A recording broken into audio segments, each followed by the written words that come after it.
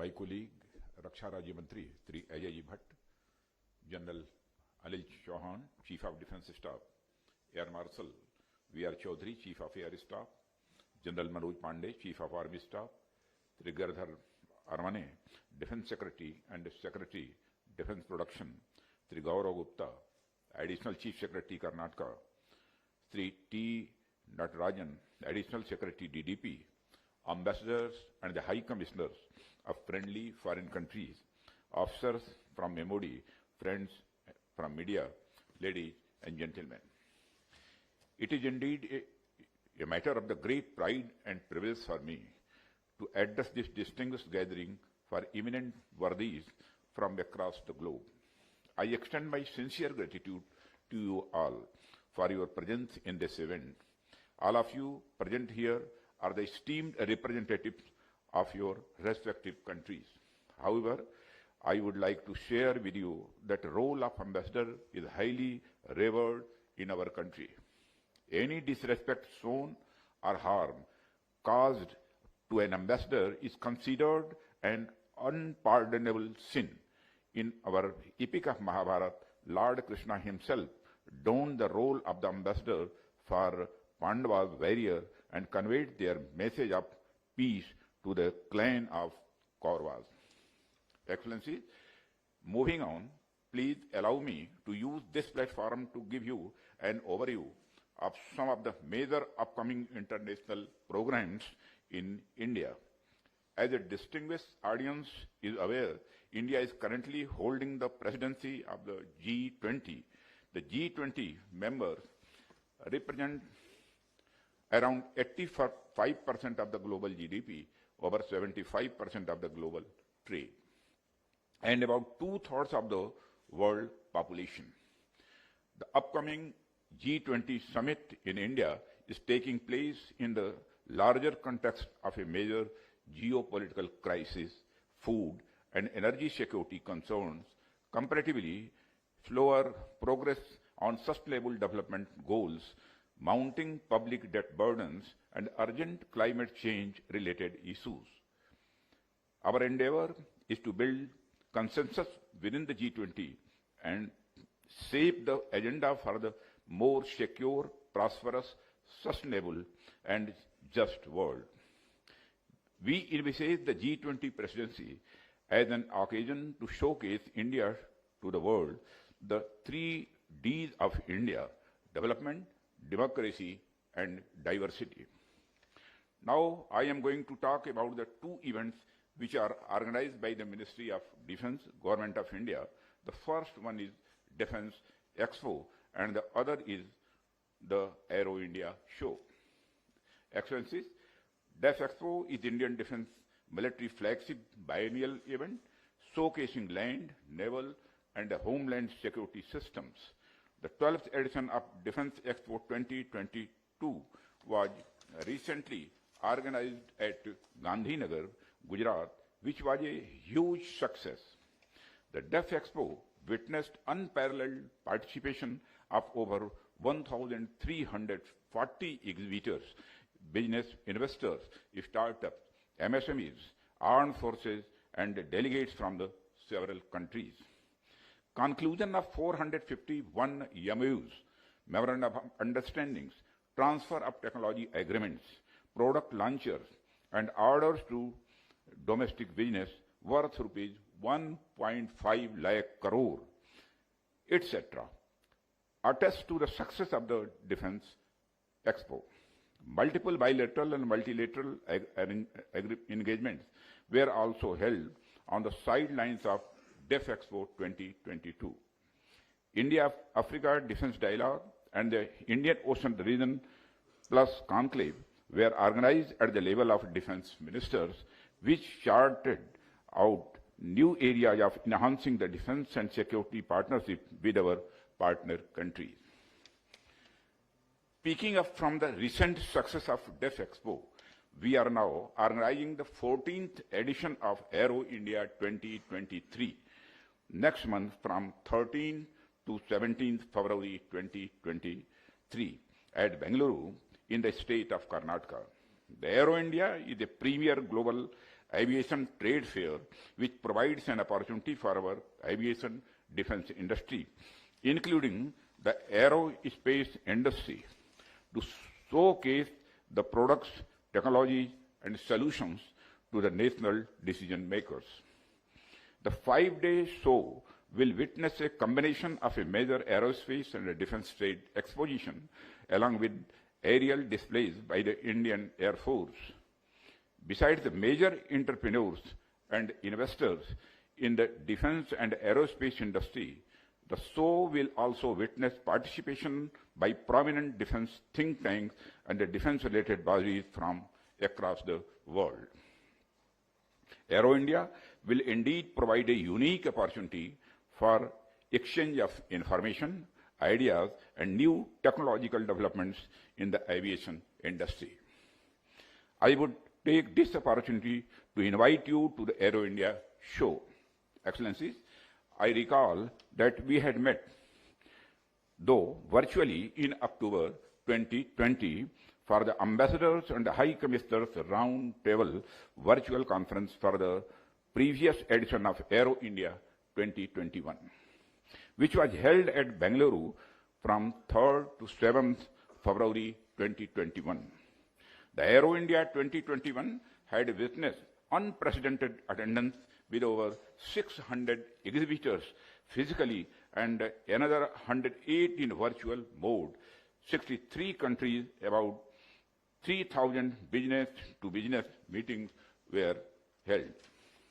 Excellencies, Aero India 2023 would hopefully surpass the benchmarks set in the previous edition with a larger presence of exhibitors and the representatives of our friendly countries. We remain committed in supporting the partnership that have been forged thus far and also from new bonds for future growth. Excellencies, before I move further, I would like to give you a broad survey of our defense industrial capabilities. India has been working towards enhancing its defense manufacturing capabilities, particularly in the emerging areas of drones, cyber technology, artificial intelligence, radars, etc. And we have created a robust defense manufacturing ecosystem in India, which has the advantage of abundant technical manpower. It has led to the emergence of India as a leading defense exporter in recent years. Our defense exports have grown by 8 times in the last 5 years, and now India is exporting to more than 75 countries. Excellencies, looking ahead, I believe that the Indian aerospace and defense manufacturing sector is well prepared to take up the future challenges and capitalize on emerging opportunities. India has domestically produced the light combat aircraft, that is LCA. Manufacturing of light utility helicraft has also commenced. I can go on and on, but the broad point is clear. Our large population and abundant skilled workforce has led to the creation of a thriving innovation ecosystem led by startups in high technology areas, as I have already mentioned. These, in turn, are collaborating with the established research and development institutions and established industries to develop and manufacture high-end defense platforms and systems at a comparably lower cost. Excellency, and it is here that I would like to emphasize that our national efforts towards Make in India are neither isolationist nor are they just meant for India alone. Our self-reliance initiative is the beginning of a new paradigm of partnership with our partner countries. Partnerships are being made with global defense industry giants. Very recently, we have signed a contract for manufacture C-295 aircraft for the Indian Air Force through collaboration between Tata Advanced Systems Limited and Airbus Defence and Space USA, Spain. I want to underline that Make in India encompasses make for the world. Within the domain of defense research and development and manufacturing, India translates into an open offer to you all for joint efforts and partnership in defense research and development and production. Excellency, partnership and the joint efforts are the two key words that differentiate India's defense industry partnership with our nations. India does not believe in a hierarchical conception of a world order, where few countries are considered superior to others. India's international relations are guided by the very essence of the human equality and dignity, which is a part of our ancient ethos. We do not believe in making or becoming a client or satellite state, and so when we partner any nation, it is on the basis of sovereign equality and mutual respect. Forging nations comes naturally to India as we work toward our cherished goal of a secure and prosperous world. Excellency, it is our endeavor to transcend the relation of buyer and seller to a co-development and a co-production model, irrespective of whether we are a buyer or a seller. We are a major defense buyer as well as significant defense exporter. When we are procuring defense equipment from our valued partner nations, very often they are sharing the technical know-how, setting up manufacturing plants in India, and working with our local firms for various subsystems. And when we are exporting our defense equipment to our friendly nations, we offer our full support towards the capability development of the buyer through sharing of technology, training, co-production, and so on. Excellencies, what we offer is a partnership that comes with a bucket of options, which is accumulative of the national priorities and the capabilities. We want to build with you, we want to launch with you, and we want to create with you. There is an old African proverb which says that if you want to go fast, go alone. If you want to go far, go together. We intend to go far, and we want to do it together. We wish to create symbiotic relationship where we can learn from each other, grow together, and create a win-win situation for all. Excellencies, and that is exactly the way international relations should be transacted. And the cooperation is defining trait of the common human heritage which we will share. In fact, the success of humanity in our planet is majority attributable to our ability to forge bonds and enter into cooperative relations with each other.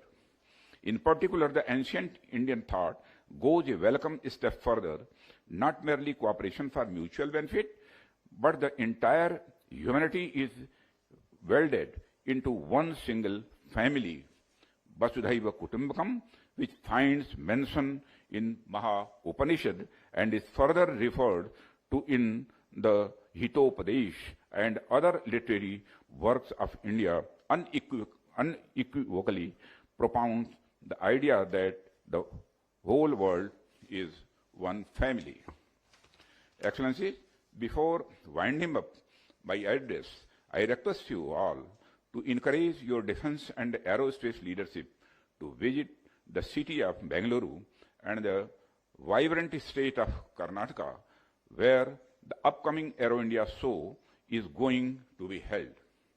I can assure you that the state has an extraordinary richness of culture, art, food, and natural beauty to offer to its visitors.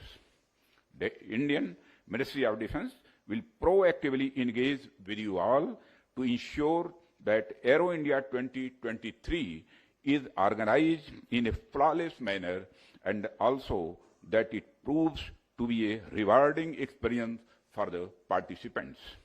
Finally, I would close by reiterating my invitation.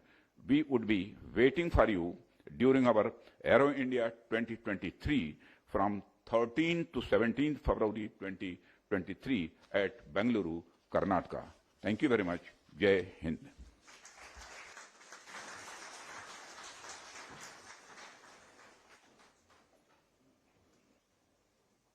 Thank you, sir.